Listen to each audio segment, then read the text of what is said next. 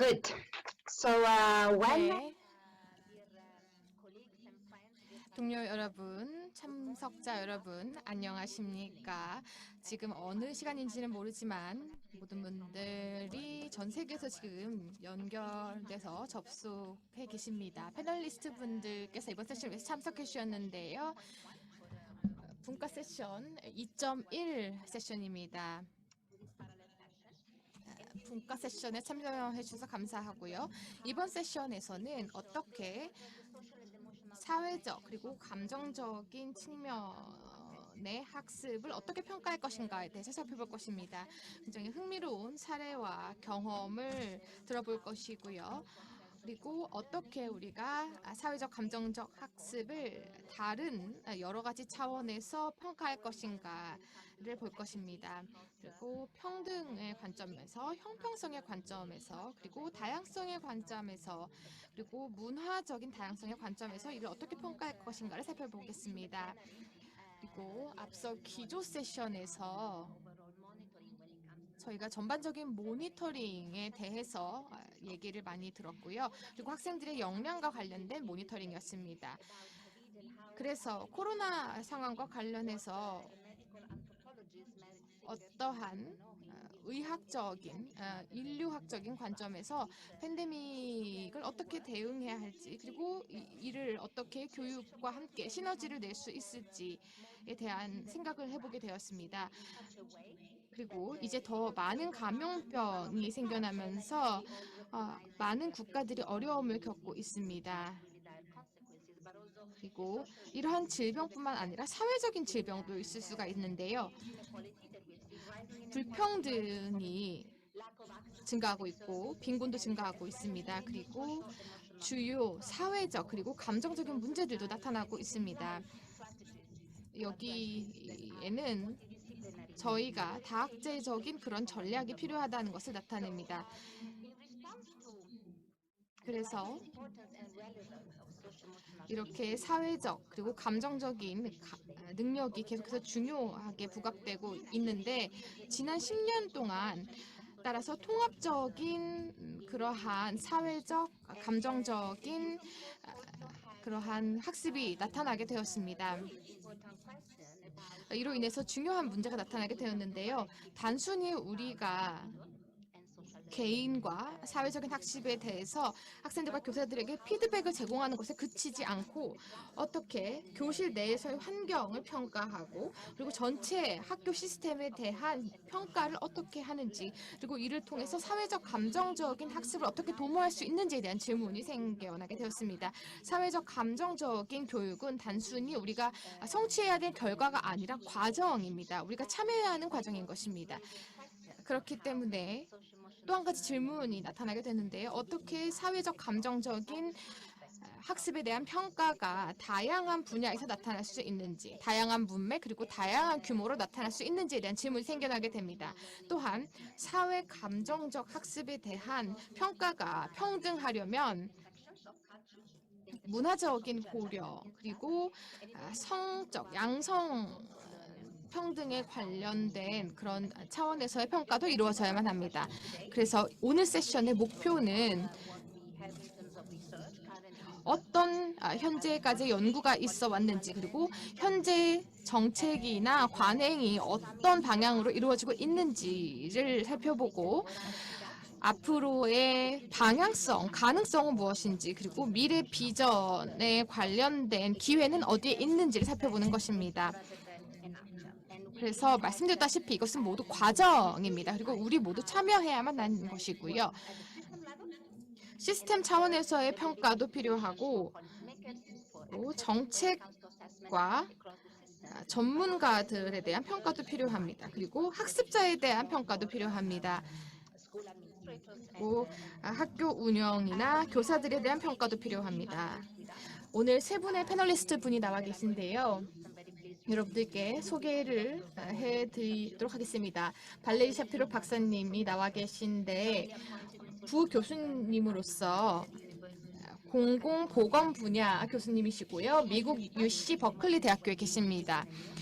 아동과 청소년에 대한 건강을 계속 도모하는 연구를 해 오시고 계시고요.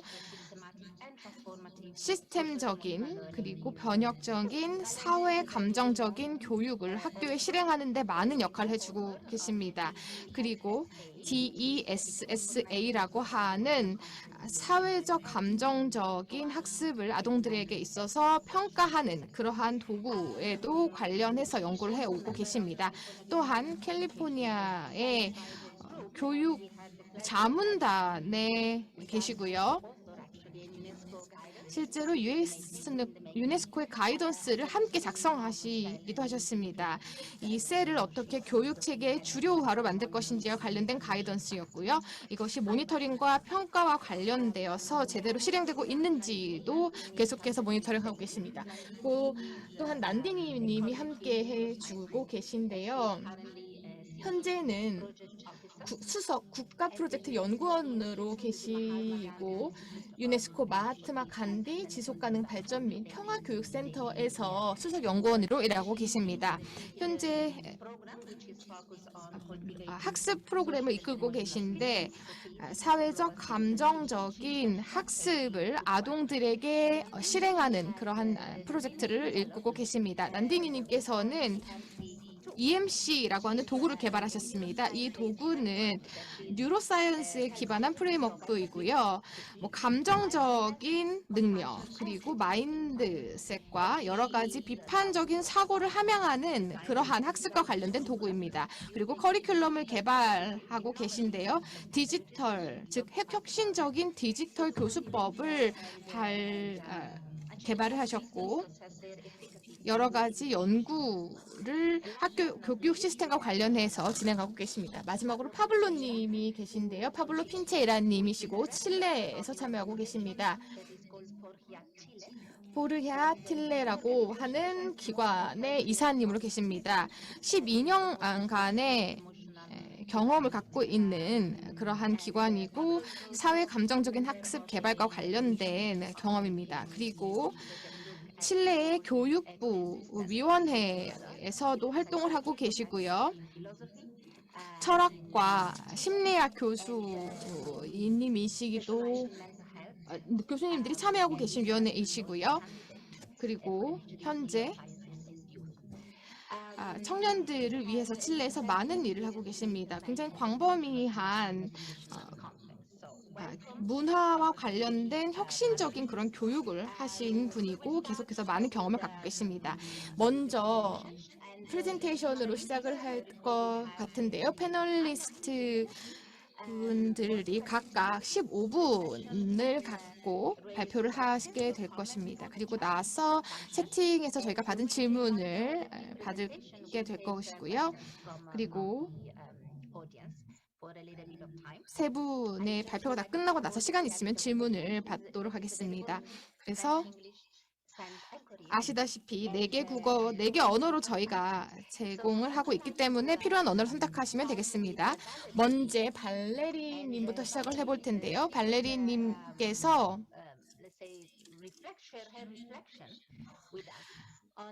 저희에게 발표를 통해서 어떻게 평가 시스템을 고안을 해서 사회 감정적 교육을 제대로 전달할 수 있을지 그리고 전체 교육 시스템 내에 이를 어떻게 포함시킬 수 있는지에 대해서 말씀해 주시겠습니다. 발레리님. 네, 친절한 소개 말씀 감사드리고요. 오늘 초대해 주셔서 감사합니다. 오늘 SEL 평가의 미래에 대해서 함께 얘기를 나눠볼 텐데요. 저는 지금 미국에서 저희 팀을 대표해서 참여를 하고 있습니다. 신디 매님 그리고 님이 한국에서 저와 함께 해주셨고요. 그리고 이러한 분들과 함께 어떻게 평가 시스템을 고안해서 전 세계적으로 SEL을 도모할 수 있을지에 대해서 함께 저희가 협력해서 연구를 했고 제가 대표해서 말씀을 드리도록 하겠습니다. 그래서 저희가 함께 개념에 대해서 좀 정의를 할 필요가 있다고 생각하는데요. 사회적, 정서적 학습에 대한 정의를 제가 여기 적어 놓았습니다. 미국에서 지금 내려진 정의이고요. 미국에서 일반적으로 받아들여지고 있는 SEL에 대한 정의입니다. 그리고 광범위한 좀 정의인데요.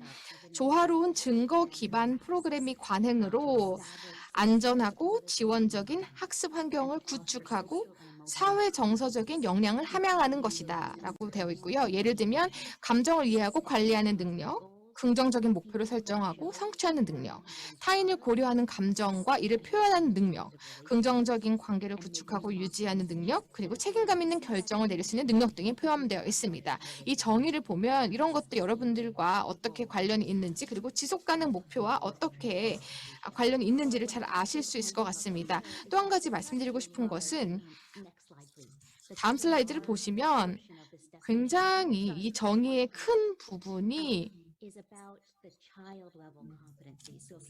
어린아이 수준의 능력과 연관된 것이라는 사실입니다. 여기 한 줄에 보시면은 학교에서 저희가 어떤 시스템을 가지고 있는지를 설명하고 있고요. 또 한 줄에서는 어떤 환경을 우리가 구축해야 되는지를 보여주고 있습니다. 나머지 정의에 굉장히 많은 부분이 학생들이 뭐를 성취해야 하는지를 보여주고 있습니다. 그런데 우리가 우리 목표를 좀 더 명확하게 해야 할 필요가 있다고 생각합니다. 학생들이 성취하기에는 너무나 많은 부분이기 때문입니다. 그리고 또 중요한 것은 어떻게 우리가 이를 성취할 것인지, 즉 어떻게 우리가 이를 평가할 것인지가 중요합니다. 우리가 이를 긍정적으로 전 세계에서 도모하기 위해서는 조금 더 세부적인 접근 방식을 취해야만 합니다. 그래서 저희가 현재 초안을 작성한 그 가이던스 같은 경우는 어떤 것을 강조하고 있느냐면 셀은 성취해야 하는 결과가 아니라 우리가 참여해야 하는 과정이라는 것을 강조하고 있습니다. 셀 평가는 단순하게 판단 과정이 아닙니다. 판단이 아니라 과정인 것입니다. 정보를 취합해서 의사결정의 기반으로 삼기 위한 과정입니다. 그리고 지속적으로 SEL 시스템을 향상시키기 위한 목적을 가지고 있습니다. 여기서 잠시 멈춰서 좀 자세히 설명을 드리고 싶은데요. 왜냐하면 셀 평가의 역사를 한번 뒤돌아봐야 하기 때문입니다. 처음에는 저희가 학생들 수준에서의 결과에 초점을 맞췄습니다. 그리고 이것이 중요하다고 생각을 했는데요. 이것이 중요하지 않다는 것이 아니라 굉장히 다양한 수준에서 우리가 생각을 해봐야만 한다는 것입니다. 국가 차원에서, 지역 차원에서, 그리고 학교 차원에서 SA를 어떻게 향상시켜야 되는지를 더 생각해봐야만 합니다. 다음 슬라이드를 보시면 몇 가지 원칙을 보실 수가 있는데요. 새로운 그런 원칙이 아니라 계속해서 제가 유지해온 것입니다. 하지만 중간에 보시면은 포괄적이라는 단어가 나옵니다. 컴프리헨시브라는 단어인데요. 여기서 중요한 것은 우리 평가 시스템이 다양한 접근 방식을 취하는 것이 중요합니다. 이 모든 시스템 전 차원의 를 고려만 합니다. 예를 들어서 국가 정책도 고려를 해야 하고 커리큘럼이라든지 교수법, 그리고 실제 교실에서 일어나는 이런 관행에 대해서 다 생각을 해야만 합니다. 이러한 모든 다양한 차원에서 어떤 정보가 필요한지를 생각해 보면 우리가 균형이 필요하다는 것을 알 수가 있습니다. 그래서 한 가지 목적만을 너무 초점을 맞추면 안 되고 교사도 교육자도 포함을 시켜야 되고 정책 기반자들도 포함시켜서 커리큘럼뿐만 아니라 국가 정책도 고려를 해야만 합니다. 그리고 맨 위를 보시면 aligned, 좀 조화로운이란 단어를 보실 수가 있는데요. 이 모든 것들이 조화를 이루어야만 합니다. 커리큘럼, 그리고 교수법, 정책, 이 모든 것들이 추가적으로 하나씩 더해지는 것이 아니라 전반적인 교육 관행의 일부가 되어서 조화를 이루어야만 합니다. 맨 밑에 보시면 저희가 디펜서블이라는 것을 볼 수가 있는데요. 바로 우리가 이것에 대해서 자세히 설명할 수 있어야 한다는 의미입니다. 미래 세대에게 우리가 수집한 이러한 정보들이 굉장히 가치 있는 것이었다라는 것을 잘 설명할 수 있어야만 합니다. 이것은 단순히 기존의 내러티브를 유지하는 데 도움이 될 뿐만 아니라 결정에 내리는 데 필요한 정보에도 적용이 됩니다. 그래서 이러한 정보를 우리가 왜 취합해야 되는지를 잘 이해하고 있어야 합니다. 마지막으로 굉장히 중요한 것이 이러한 평가 시스템이 윤리와 평등, 포용, 공정, 투명성 이런 것들에 대해 기반해야만 해야 한다는 것입니다. 그래서 우리 사회에 가장 강력한 그런 도구로서 역할을 할 수 있어야만 합니다. 그래서 우리가 어디서부터 시작을 해야만 하느냐? 저희가 유엔의 SDG 4.7부터 시작을 해야만 한다고 생각을 합니다. 이것이 목표가 되어야만 합니다. 양질의 교육을 제공을 하기 위해서는 양성평등, 인권, 그리고 평화와 비폭력, 글로벌 시민의식 이런 모든 것들을 포함해야 되고요. 문화적 다양성에도 포함이 돼야만 합니다. 여기서 시작을 한다고 하면 어떻게 이러한 평가들이 이러한 우리의 야심찬 목표를 국가적인 차원에 적용할 수 있는지를 고민해 봐야만 합니다. 각각의 국가적인 상황이 SEL 프레임워크를 자신들의 국가 상황에 맞도록 적용을 해야만 합니다. 개념적으로 명확해야 되고 생태학적으로 굉장히 정의로워야 되고요. 그리고 실증적이어야만 합니다. 여기 지금 보시면은 여러 가지 학문적으로 학습이 제공돼야 하지만 단순한 게 그것이 단일적인 모델은 아닙니다. 저희는 이러한 기준에 모두 맞아떨어지는 그러한 프레임워크를 선택을 해야만 합니다. 다음 슬라이드 보시겠습니다. 그런 후에 저희가 제안하고자 하는 것은 이러한 디자인 팀을 모집하는 것이 중요하다는 것입니다. 이 디자인 팀은 모든 이해관계자들의 관점을 다 통합할 수 있어야 합니다. 그래서 결정을 내리는 사람들의 관점을 이해하고 수집하는 정보가 실제로 포용적이고 유용하도록 해야만 합니다. 그래서 이 디자인 팀 같은 경우는 두 가지 목표가 있는데요. 첫 번째는 SEL 시스템을 정확하게 고안하는 것입니다. 왜냐하면 전 세계적으로 사회적 감정적인 학습에 대한 니즈가 늘어나고 있습니다. 그렇기 때문에 우리가 상상하지 못했던 그런 수준으로 지금 니즈가 증가하고 있습니다. 그래서 평가 시스템에서도 왜 우리가 데이터를 수집해야 하는지, 그리고 어떤 가치에 초점을 맞춰야 되는지, 그리고 안전과 관련된 프로토콜도, 그리고 윤리와 관련된 프로토콜도 제대로 지켜지고 있는지를 생각을 해야 되고 하고요. 그래서 이 디자인 팀이 이 부분에 대해서 초점을 맞춰야만 합니다. 그리고 어떻게 이 SEL 프레임워크를 선택을 하고 나면 이것을 실제 프레임워크 내에 시스템적인 방식으로 포함시킬 것이냐에 초점을 맞출 수 있어야 합니다. 그래서 어떤 정보가 필요한지, 그리고 어떤 목적을 위해서 필요한지에 대해서 초점을 맞출 수 있는 팀이 필요하다는 것입니다. 그리고 어떤 많은 우리가 굉장히 다양한 목적들이 있을 수가 있습니다. 그래서 이러한 방식으로 교육을 변화시킬 수 있는 그런 목적들을 다 고려를 해야만 하는 것입니다. 그러면 이제 말씀드린 것처럼 우리가 다양한 정보들이 가지고 있는 각각의 다양한 기능을 고려해야만 합니다. 세 가지 종류의 정보가 있을 수 있는데요. 결과에 기반한 것도 있고 처음으로 니즈 평가라는 것이 있습니다. 니즈 평가는 무엇이 문제인지에 대한 평가를 하는 것입니다.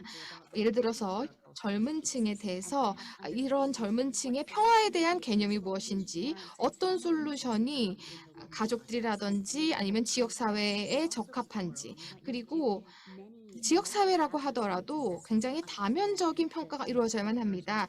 구성원이 굉장히 다르고 다양할 수 있기 때문입니다. 그리고 프로세스 평가 같은 경우는 우리가 공동의 비전을 공유하는지를 평가할 필요가 있습니다. 예를 들어서 우리가 실제로 SEL을 우리가 의도하는 방식으로 전달하고 있는지, 그리고 결과 평가 같은 경우는 이것이 제대로 된 영향을 내고 있는지, 제대로 된 그런 결과를 내고 있는지를 평가하는 것입니다.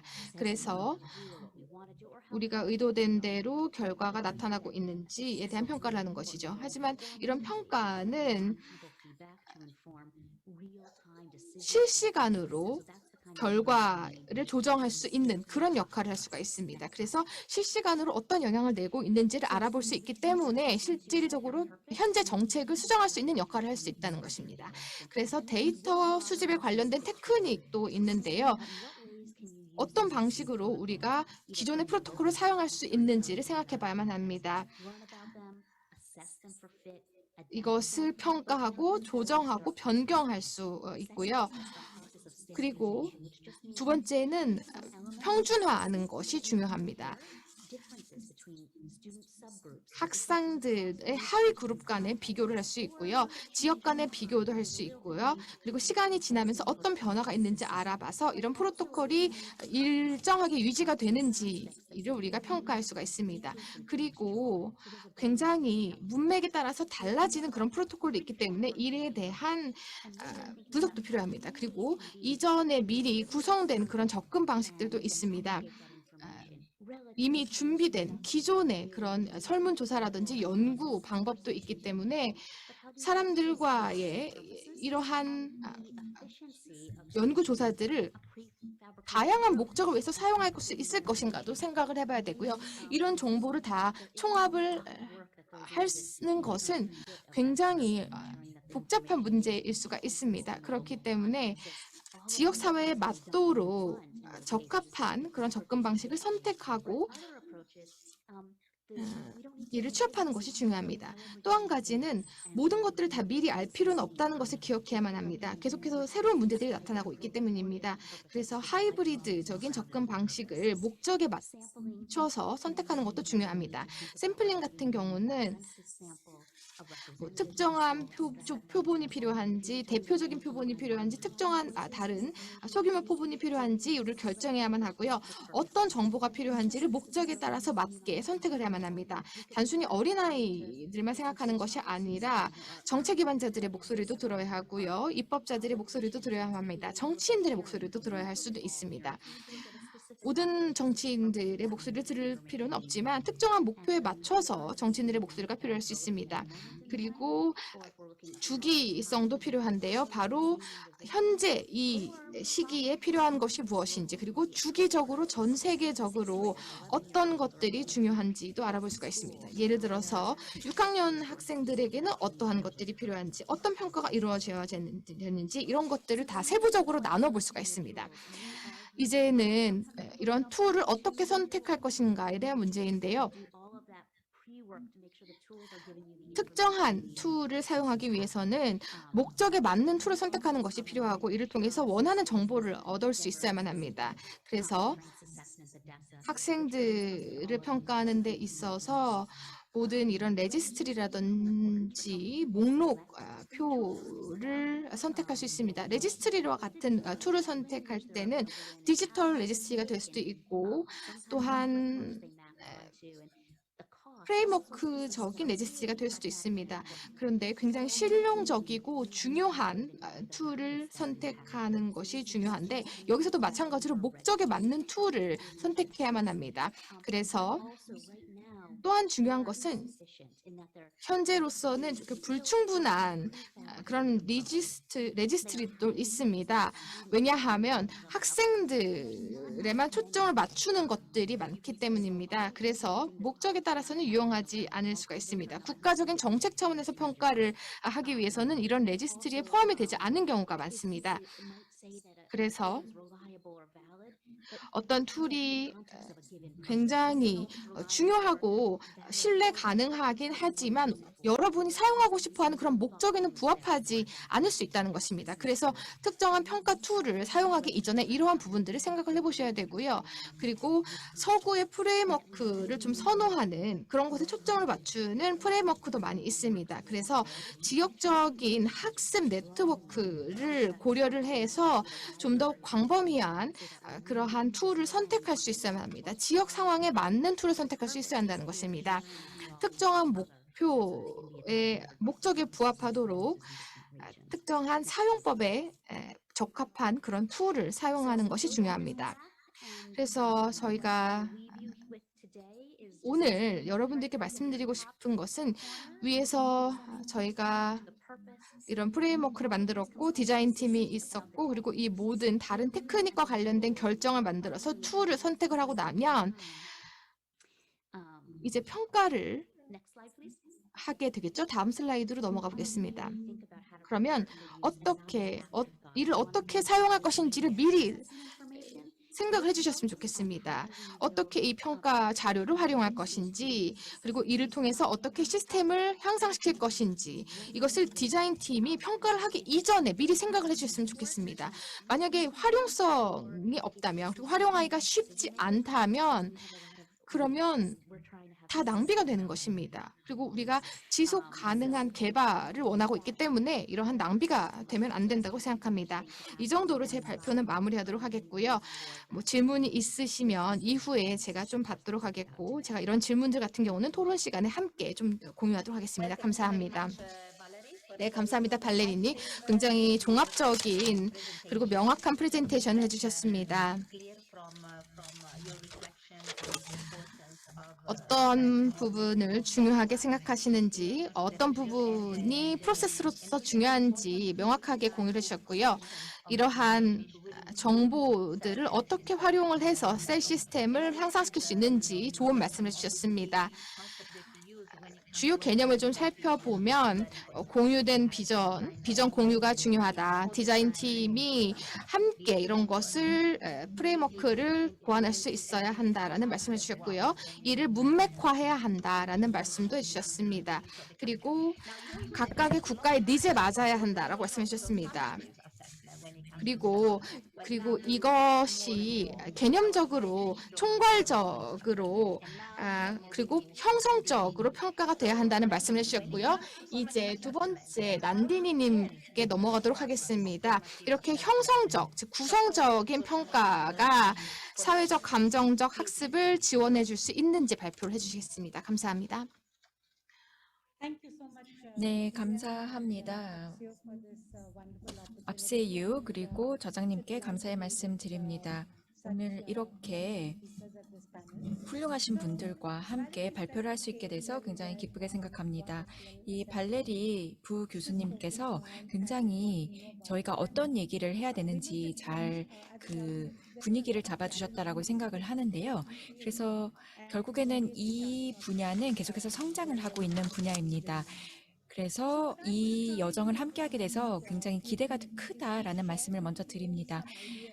저는 발표를 통해서 어떻게 SEL이 평가가 되는지에 대해서 말씀을 드리고, 그리고 제가 가지고 있는 몇 가지 인사이트를 드리려고 하는데요. 이 SEL 관련해서 저희가 또 연구를 수행을 했기 때문에 거기에 대해서 도출한 결과를 토대로 인사이트를 말씀드리겠습니다. 결국에는 이 분야가 신생 분야이기 때문에 배우고 있는 과정입니다. 저희도 그렇고요. 그리고 현재 팬데믹으로 인해서 배우게 되기도 했습니다. 그래서 어떻게 저희가 조금 더 효과적으로 이 교육을 제공할 수 있는지에 대해서 배우고 있는 것 같습니다. 뉴델리에서는 이 지속 가능 발전 교육을 계속해서 제공을 하고자 노력을 하고 있고, 그리고 교육의 사회적 그리고 정서적인 교육을 포함시키고자 하고 있습니다. 저희는 단순히 증거 기반의 내용 그리고 커리큘럼을 개발하는 것에 관심이 있는 것뿐만 아니라 이 전반적인 생태계에도 관심이 있는데요. 그러니까 평가가 되겠죠. 전 세계적으로 현재 우리의 상황을 보면은 평가가 왜 필요한지에 대해서 잘 알고 있는 것 같고요. 거기에 대한 구체적인 내용을 파악을 하고 있는 것 같습니다. 그래서 그 내용에 대해서 제가 조금 말씀을 드리도록 하겠습니다. 다음 슬라이드를 한번 보시면은 조금 전에 교수님께서도 말씀을 해주셨지만 저도 이 SEL을 통해서 저희가 평가하고자 하는 역량에 대해서 말씀을 드리고자 합니다. 그래서 아이들과 그리고 성인들이 이 전반적으로 어떻게 정서를 관리하고 또 통제를 하는지, 그래서 이러한 목표에 대해서 잠깐 보고자 하고요. 그리고 얼마나 공감 능력을 형성하고자 하는지, 어떻게 관계를 형성하는지에 대해서 보고자 합니다. 결국에는 이 감정을 인식을 하는 것, 그리고 이거를 처리를 하고 이거를 평가를 하는 것이 사실은 그렇게 쉽지만은 않습니다.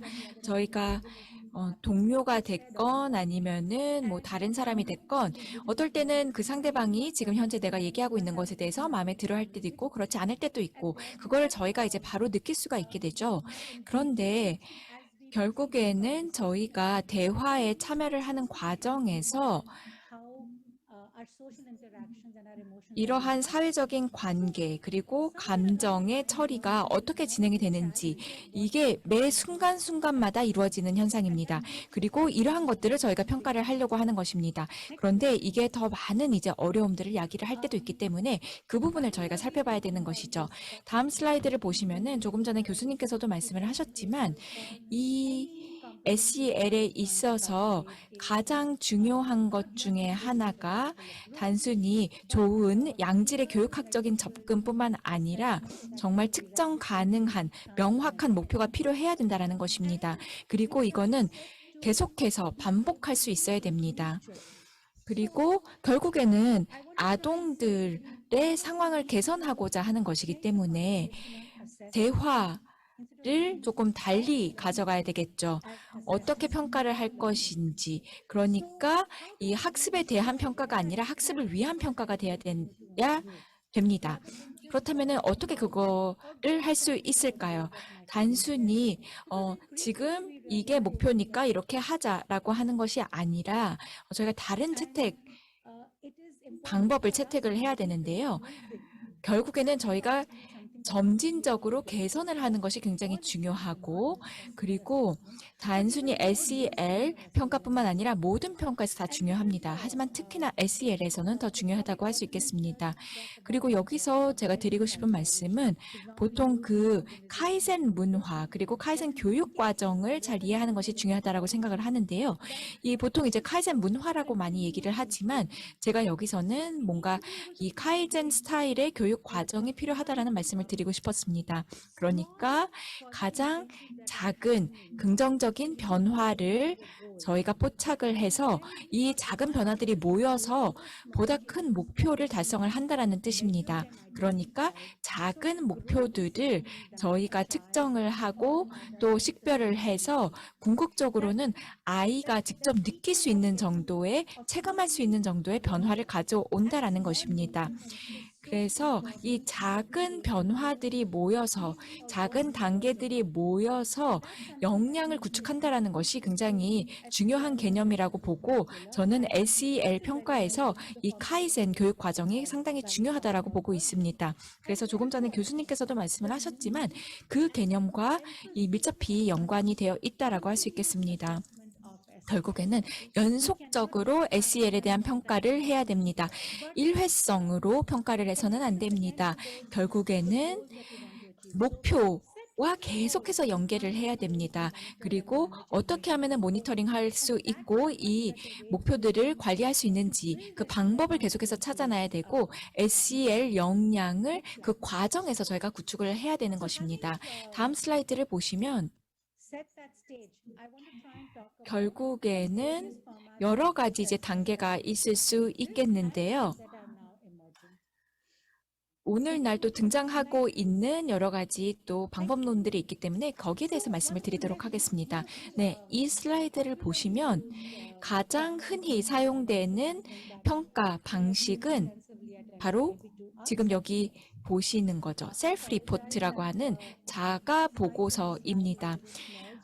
지금 이 슬라이드에 제가 사용한 글꼴이 좀 작아서 잘 안 보이실 것 같기는 한데요. 글자 크기가 작아서 좀 죄송합니다.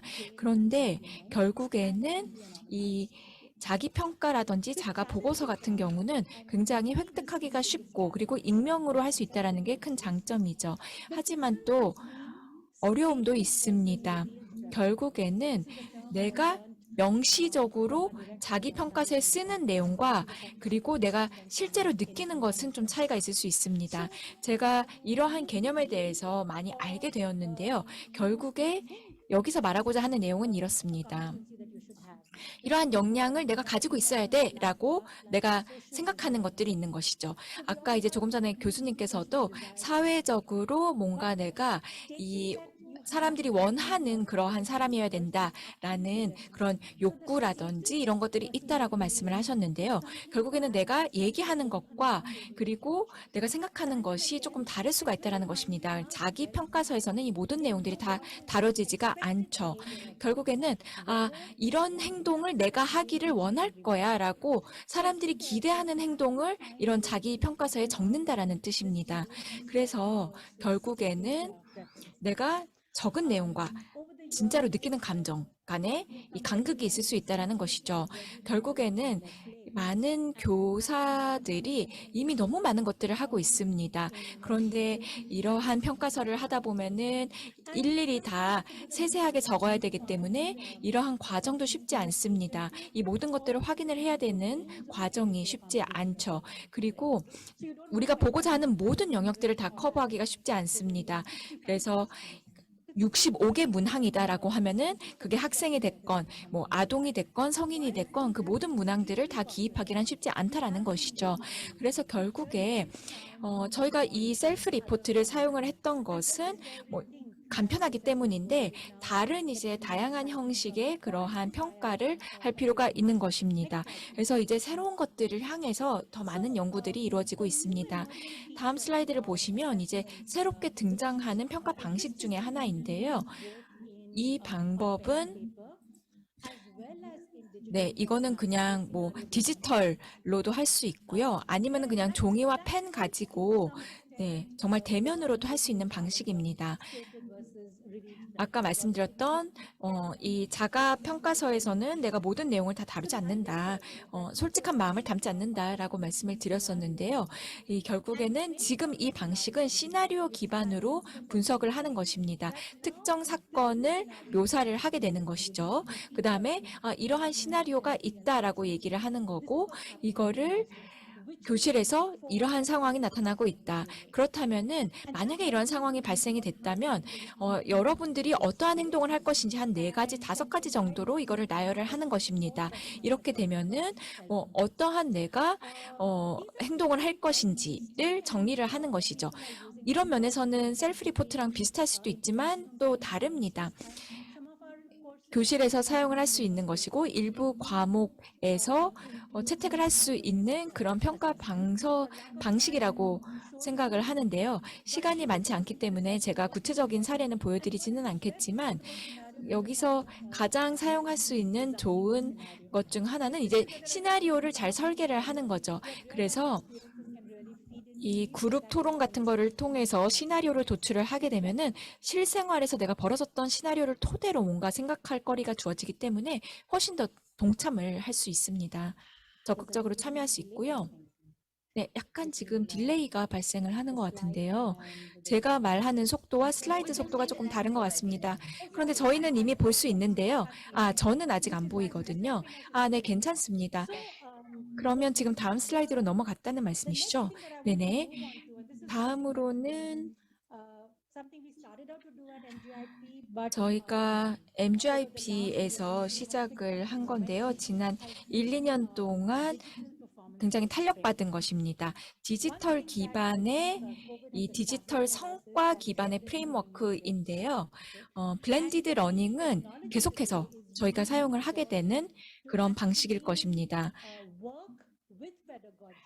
이 교육학적인 방법을 활용해서 새로운 방식 그리고 더 많이 참여할 수 있는 방식을 통해서 평가 방식을 고민을 해봐야 되고 이거를 다양한 모드를 충분히 녹일 수 있는 방식으로 가져가야 됩니다. 이 디지털 성과 기반의 프레임워크를 통해서 성과도 저희가 볼 수가 있게 됩니다. 그러니까 기존에는 그냥 디지털 기반의 프레임워크였다면 이제는 학생들의 성취도라든지 성과 이런 부분들을 이 디지털 방식으로 볼 수 있다는 것이죠. 다양한 이제 학습 스킬 같은 것들을 저희가 볼 수 있는 거고 그리고 학생들이 얼마나 동기부여가 됐는지를 볼 수 있고 또 경험에 대해서도 알 수가 있습니다. 역량에 대해서도 얘기를 했는데요.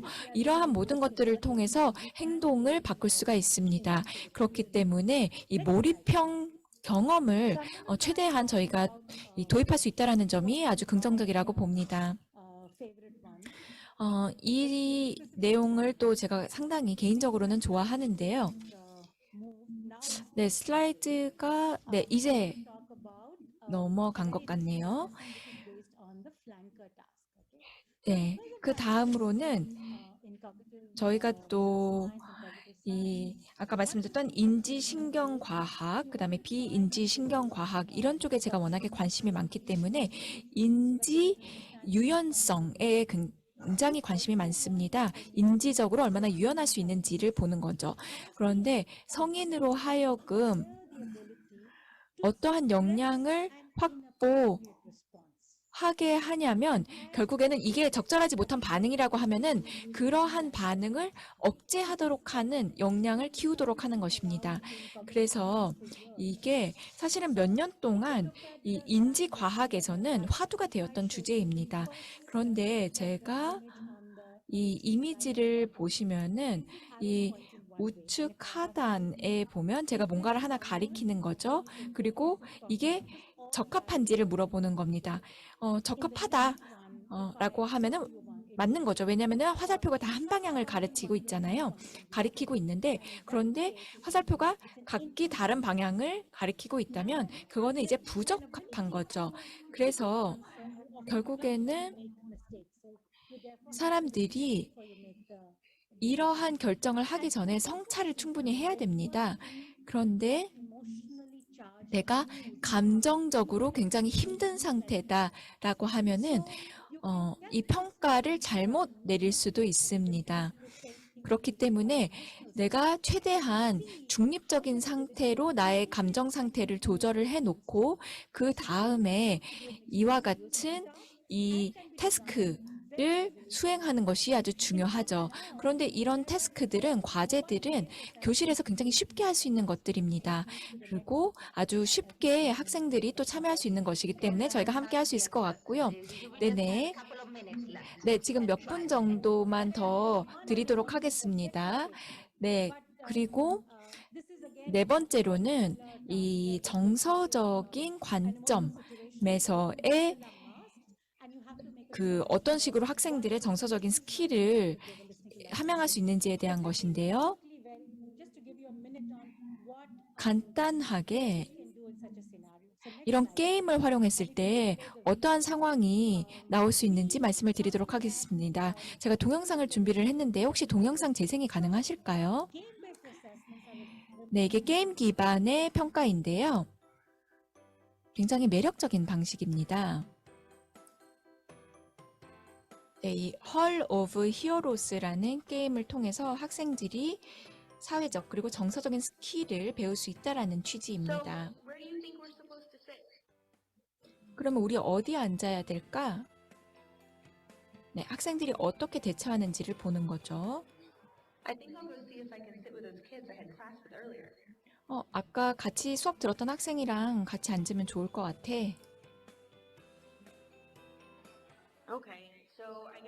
그래, 그러자. 그러면은 나는 혼자 앉아야 되겠네. 지금 비어있는 건 하나밖에 없는 것 같은데. 그래서 이런 여러 가지 이제 큐를 제공을 하는 겁니다.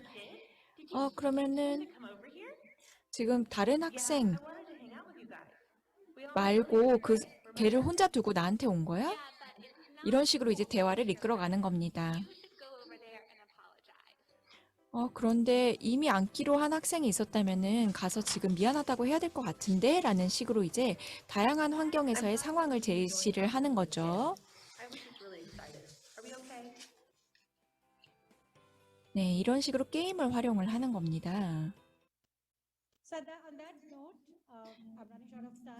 네, 제가 시간을 다 썼기 때문에 이쯤에서 마무리를 해야 될 것 같기는 한데요. SEL 스킬을 어떻게 함양을 할 수 있는지에 대해서 말씀을 드렸고요. 그 다음에 이거를 각각 맞는 방식으로 교실에서 접목하시면 될 것 같습니다. 네, 감사합니다. 잘 들었습니다. 굉장히 흥미로운 발표를 해주신 것 같습니다. 그리고 모든 참여자분들이 이 전체 슬라이드를 나중에 좀 참고를 하시면 좋을 것 같습니다. 그러면은 저희가 학습을 위한 평가에 대해서 지금 얘기를 하고 있는데요. it was interesting to see how this tool you 지금 mentioned. 말씀하셨던 툴이 굉장히 흥미로웠던 것 같습니다.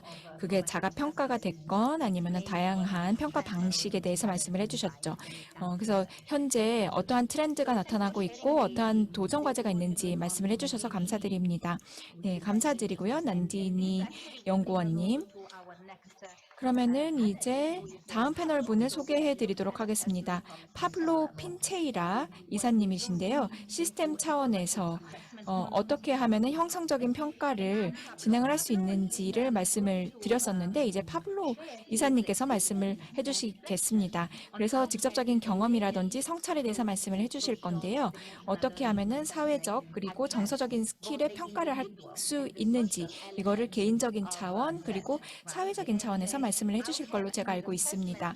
그리고 이 평가가 학생의 학습뿐만 아니라 이 교수자들의 평가에 어떠한 영향이 있을 수 있는지 말씀을 해주시겠습니다. 이러면 네, 감사합니다. 세실리아님.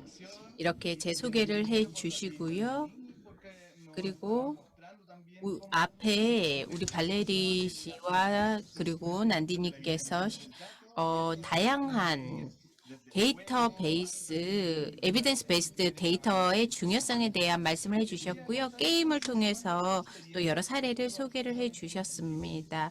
칠레에서 하고 있는 다양한 노력에 대한 소개를 드리도록 하겠습니다. 우리가 교육에서의 사회 정서 학습에 대한 연구를 진행하고 있는데요. 특히나 고등학생을 기반으로 하고 있습니다. 중고등학생.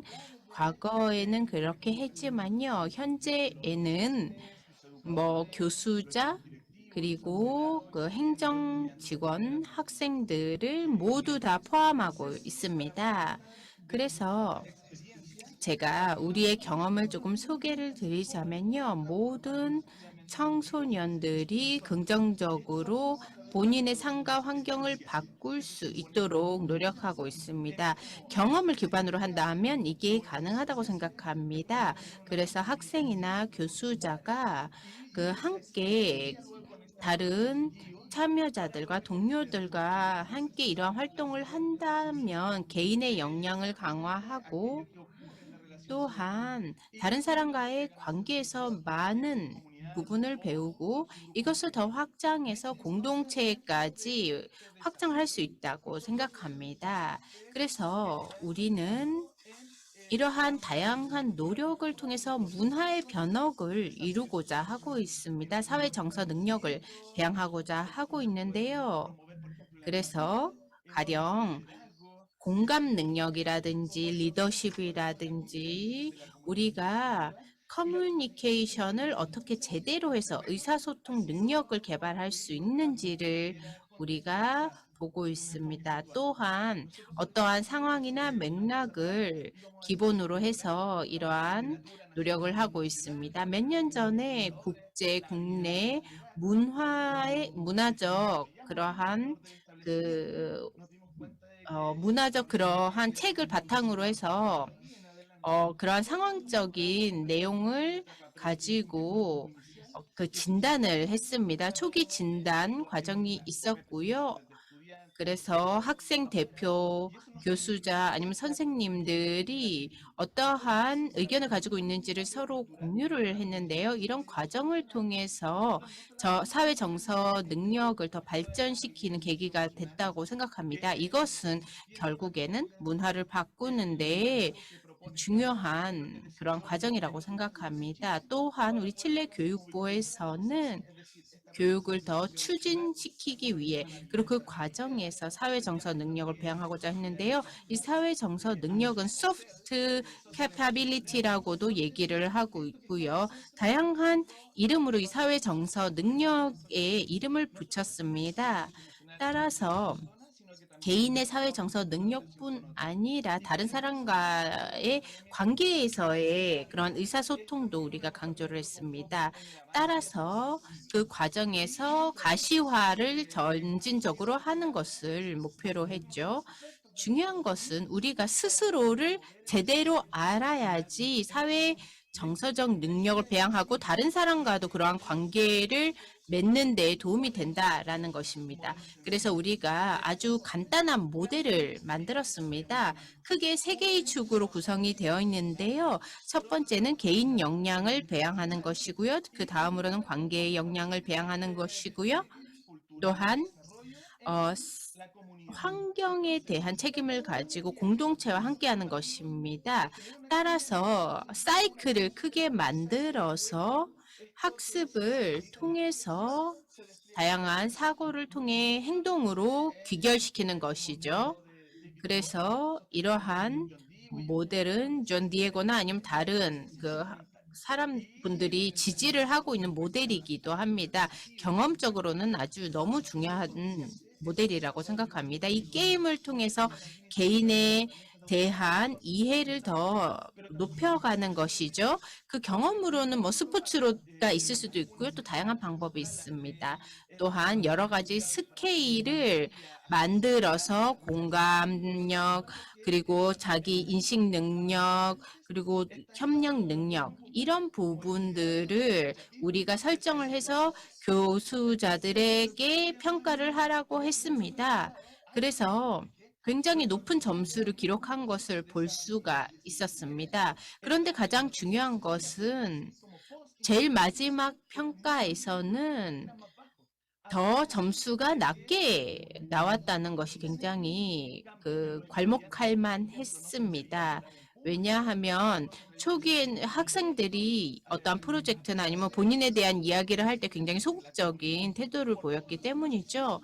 그래서 결과는 실제 한 명 한 명을 평가하는 것과 전체를 평가하는 것과는 사실 차이가 조금 있었기 때문에 어떻게 그 과정 자체를 평가할 수 있을 것인지가 중요하다고 생각했습니다.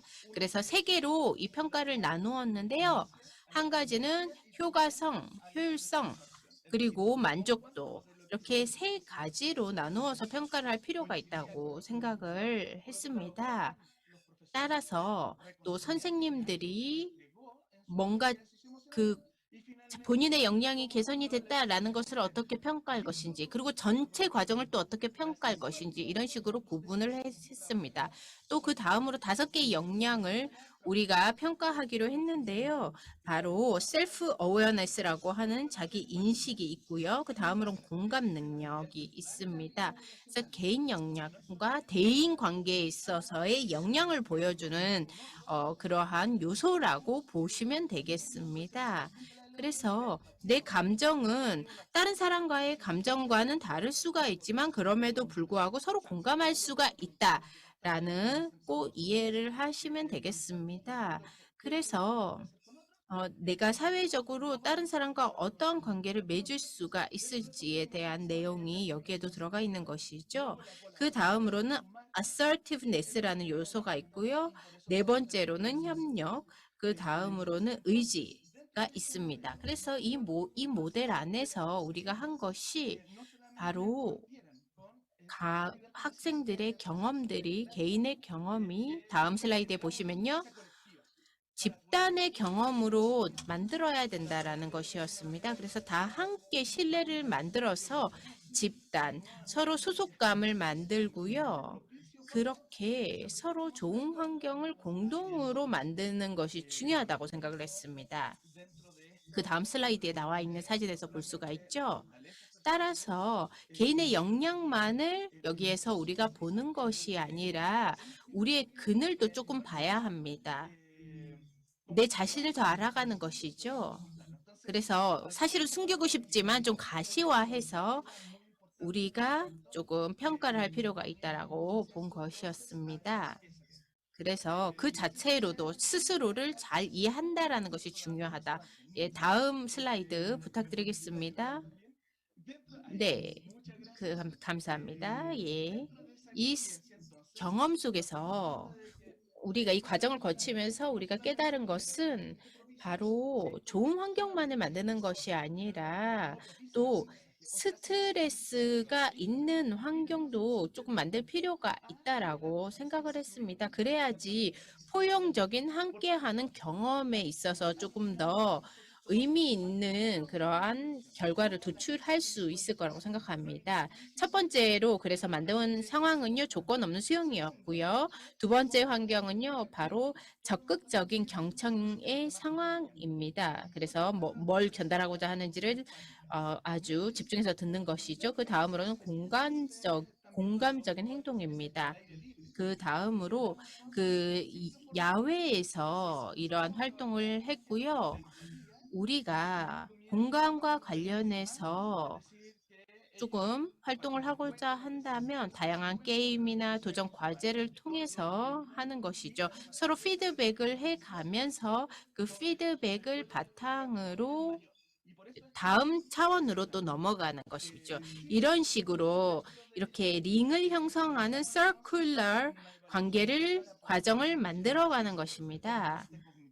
따라서 인지적인 능력, 정서적인 그 부분, 그리고 행동적인 부분, 이 모든 것을 동시에 할 수가 있겠습니다. 이 과정이 우리에게는 큰 도움이 됐습니다. 다음 슬라이드. 예, 그래서 우리가 함께 일을 한 150개의 교육기관에서는 주로 중고등 과정에 있어서는 14세, 18세 사이의 학생들은 늘 관계적인 부분에 있어서 우리가 크게 집중을 했습니다. 늘 대인관계가 이 나이에서는 굉장히 민감하고 중요하고요. 이때 이것이 개발이 돼야지 평생에 걸쳐서 그러한 능력이 계속 펼쳐진다고 생각을 했습니다. 그래서 우리가 평가 모델을 직접 만들었는데요. 이 모델을 바탕으로 이 학생들이 무슨 생각을 하고 어떤 식으로 행동을 하는지 이 매핑도 했습니다. 따라서 학생들의 발전과 성장에 집중된 지원 과정이었습니다. 그래서 우리가 워크숍을 통해서 우리가 그 학생들의 그 성과를 평가를 했습니다. 그래서 이러한 과정들이 학생들에게 새로운 경험을 제시를 해 주었죠. 이 슬라이드에 보시면요. 그 사고 방식에 있어서 성장을 했다라는 것을 알 수가 있었고요. 그 다음으로 자기 효용감이 높아졌고요. 또 이러한 과정에서 여기 앞에 보시다시피 여기 보시면 아시겠지만 우리의 집중이 발전과 성장에만 있는 것이 아니라 피드백 과정도 있었고요. 3대1 비율로 피드백을 제공했습니다. 우리가 예를 들어서 어떤 학생이 뭔가 어떠한 활동을 할 때 세 가지의 성과를 우리가 추출해서 너는 이 세 가지 부분에 있어서 성과가 있었어 라고 얘기를 해주는 피드백을 제공을 해줬습니다. 그렇게 해서 더 거시적으로 봤을 때는 문화적인 변화까지 가능했던 것이죠. 다음 슬라이드 부탁드립니다. 그래서 이 과정에 있어서 많은 교육 시설에서는 굉장히 로컬한 본인의 상황에 집중된 활동을 원했는데요. 사실 개별적으로 다 그렇게 바꾸기는 굉장히 어려웠습니다. 따라서 이 활동이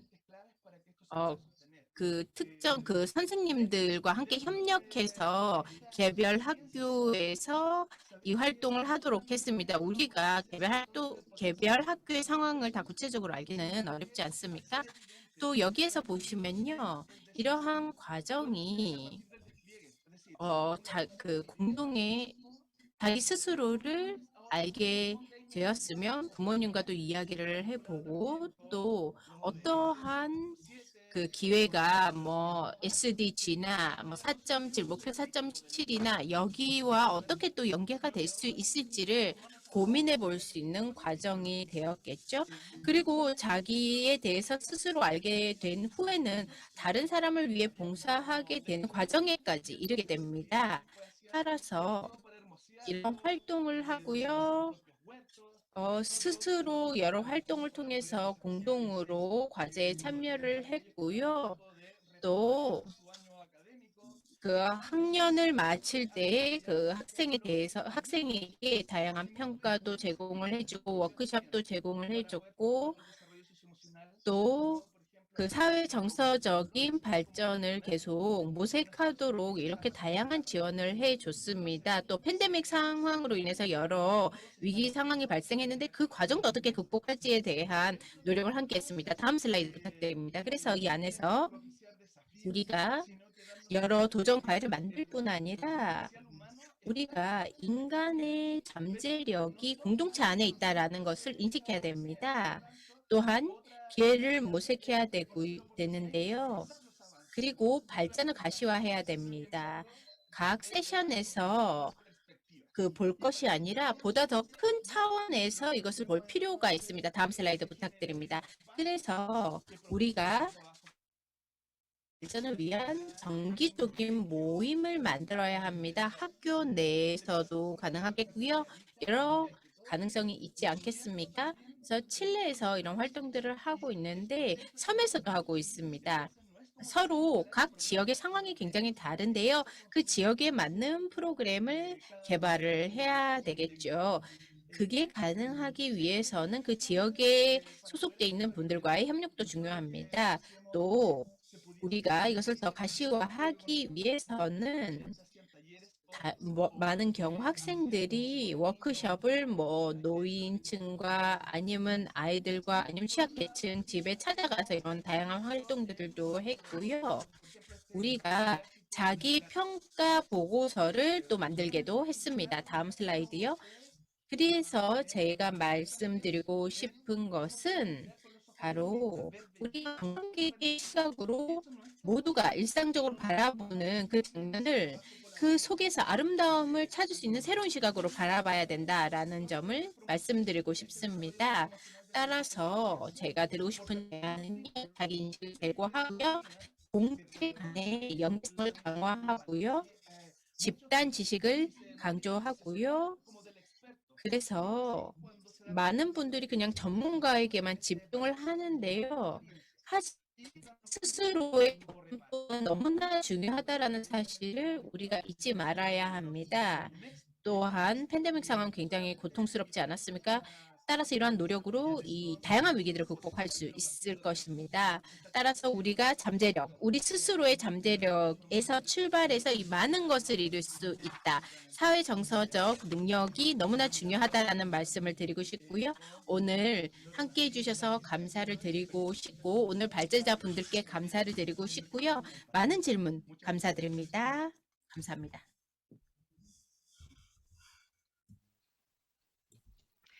Thank Pablo for bringing us down to Chile. 저희에게 칠레 상황에 대해서 공유해 주셨고요. 저희 흥미로운 그런 경험을 저희와 함께 공유해 주셨습니다. 몇 년 동안 어떤 프로그램을 개발해 주셨는지 말씀해 주셨는데 이 세 가지 차원에서 살펴본다라는 말씀을 하셨고 개인 간뿐만 아니라 사회적인 수준에서도 살펴봤다는 말씀을 주셨고요. 특정한 능력이 어떻게 커뮤니티 수준으로 표현될 수 있는지, 실현될 수 있는지, 그리고 이것이 저희가 4.7이 어떤 의미인지 우리 일상생활에서 이런 것들과 잘 연관되어 있는 것 같습니다. 그리고 이러한 프레임워크나 프로그램의 개발이 다른 여러 이해관계자들을 포함한다는 그런 말씀도 해주셨습니다. 이제 10분 정도 남았기 때문에 몇 가지 질문을 받고 또 논의를 간단하게 해볼 텐데요. 굉장히 다양한 차원에서 많은 경험들을 해주셨고 평가에 관한 말씀 주셨고요. 서로 연관성이 어느 정도 있는 것 같습니다. 자세히 살펴보면 더 흥미로운 연관점이 있을 것 같은데요. 발레리님으로 돌아가서 질문을 드려보도록 하겠습니다. 발레리님께 질문을 드릴 텐데요. 한 가지 흥미로운 질문이 제게 생겼는데 한 가지 좀 흥미로운 질문을 드릴 수 있을 것 같은데 교육 시스템이 커뮤니티와 어떻게 연계될 수 있는지와 관련된 것입니다. 특히 평가 전략과 관련돼서 어떻게 연계될 수 있는지 질문드리고 싶습니다. 네, 감사합니다. 굉장히 훌륭한 그런 발표를 해주신 것에도 감사드리고요.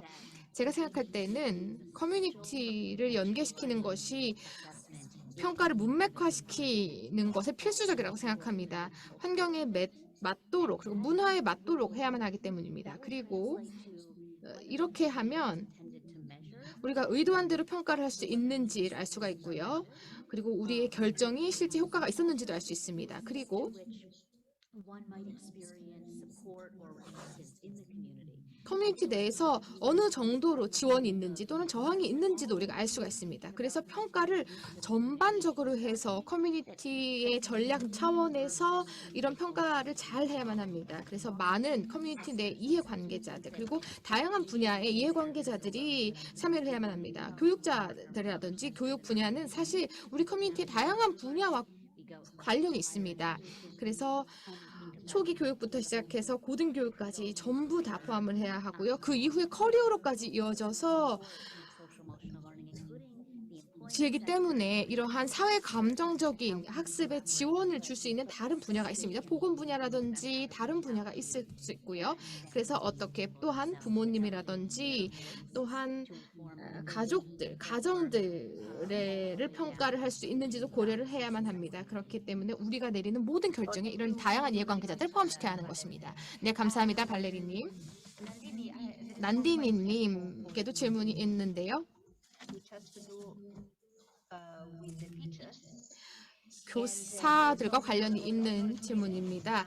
경험에 비추어 볼 때 어떻게 교사들이 디지털 평가를 만드는지 그리고 자신들의 수업에 통합적으로 포함될 수 있는 평가를 만들 수 있는지 왜냐하면 사회적, 감정적 학습 같은 경우는 다른 과목으로서 평가가 되는지요? 좀 경험을 공유해 주셨으면 좋겠습니다. 네, 지난 1년 반 정도의 기간 동안 SEL 강좌를 온라인에서 제공을 하고 있습니다. 그리고 디지털 교육학에 대한 강좌도 교사들에게 제공을 하고 있는데요. 기술을 활용해서 이 평가 그리고 교육학에 접목을 시키는 것입니다. 그리고 교수자들에게 또 강의를 제공하는 거죠. 이 교육을 제공하는 것입니다. 이를 통해서 이 교수자들을 위한 SEL 스킬이라든지 아니면은 뭐 다양한 이제 내용에 대한 교육을 제공을 하는 것이고 이거를 교실에서 활용할 수 있도록 하는 것입니다. 결국에는 어떻게 하면은 교육학에 영향을 미치고 그리고 어떻게 평가에 그 영향을 미칠 수 있는지를 봐야 될 텐데요. 지니얼리라든지 파들렛이라든지 아니면은 뭐 이제 시나리오를 활용을 한다든지 이런 여러 가지 툴들을 활용을 할 수 있을 것 같은데요.